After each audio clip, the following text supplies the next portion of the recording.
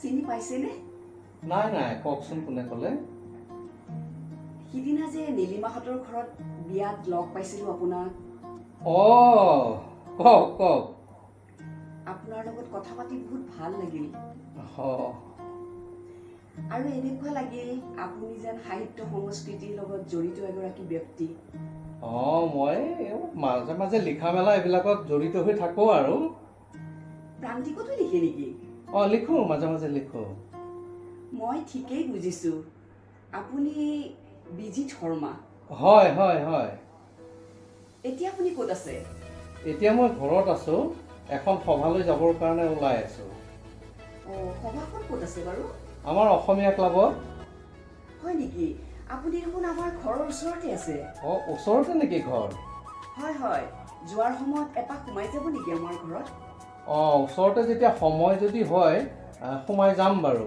এনেই ঘৰখন কোনখিনিত অকণমান বুজাই ক'ব নেকি? ঠিক আছে, মই আপোনাক বুজাই দি আছোঁ।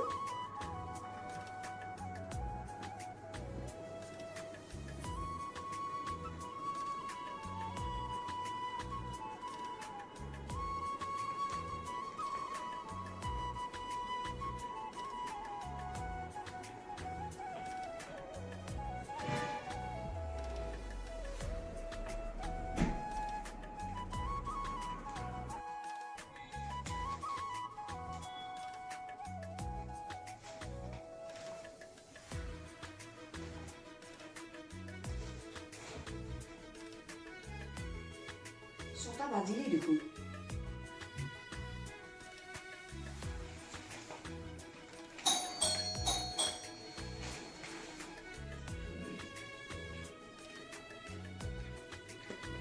আহক আহক আহক আহক।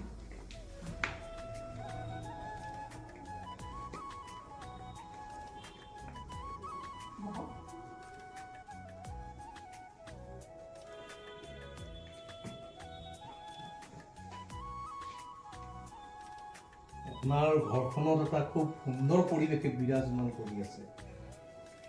ভাল লাগিছে দেই সংগীতৰ। আপুনি সংগীত চৰ্চাও কৰে চাগে? অলপ কৰোঁ। ভাল কথা।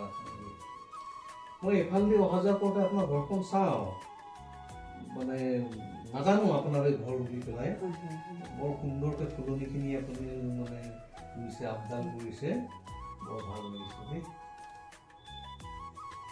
তেনেহ'লে আপুনি অলপ বহক, মই অলপ চাহৰ ব্যৱস্থা কৰোঁ। নাই নাই, আজি নালাগে আৰু। তাৰমানে আজি বৰ সময় কম। আচলতে মই আপোনাৰ আজি ঘৰখন চিনাকি হৈ যাওঁ বুলি পেলাইহে আহিলোঁ। কেতিয়াবালে আহিম, দীঘলীয়া সময়লৈ আহিম, কথা পাতিম, গান শুনিম দেই। আহিব লাগিব। মোৰ আজি সৌভাগ্য আপোনাক আজি লগ পালোঁ। মোৰো ভাল লাগিল, মোৰ সৌভাগ্য। মোৰ গুণগ্ৰাহী এগৰাকী যে ইমান ওচৰতে আছে, মই গমেই নাপাওঁ। ভাল লাগিল, আপোনাৰ লগত কথা পাতিয়ে ভাল লাগিছিলে সেইদিনা। ঠিক আছে, ধন্যবাদ। আহিম দেই।